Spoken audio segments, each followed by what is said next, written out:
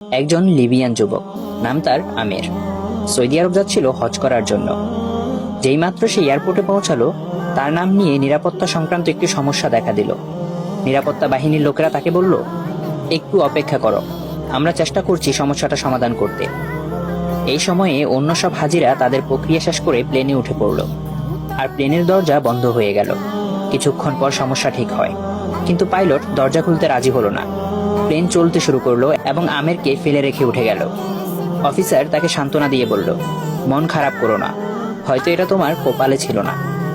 কিন্তু আমেরের ছিল অটল বিশ্বাস। সে উত্তর দিল, আমার নিয়ত হজের, ইনশাআল্লাহ আমি হজে যাবই। হঠাৎ খবর এলো, প্লেনটিতে যান্ত্রিক সমস্যা হয়েছে এবং তা ফিরে আসছে। প্লেন ফিরে এলো, মেরামত করা হলো, কিন্তু তাও পাইলট আমেরের জন্য দরজা খুলতে রাজি হলো না। অফিসার আবার বলল, হয়তো তোমার ভাগ্যে নেই। কিন্তু আমের ছিল ধীর প্রতিজ্ঞ, স্থির ও ধীরচেতা।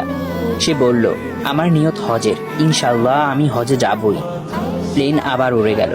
কিছুক্ষণ পর আরেকটি খবর এলো, প্লেনে আবারও সমস্যা হয়েছে। এবার পাইলট নিজেই বললেন, আমি আর উড়ব না যতক্ষণ না আমের প্লেনে ওঠে। শেষ পর্যন্ত আমের প্লেনে উঠল। সৌদি এয়ারপোর্ট থেকে সে একটি ভিডিও করল। তার আনন্দ ছিল বর্ণনার বাইরে।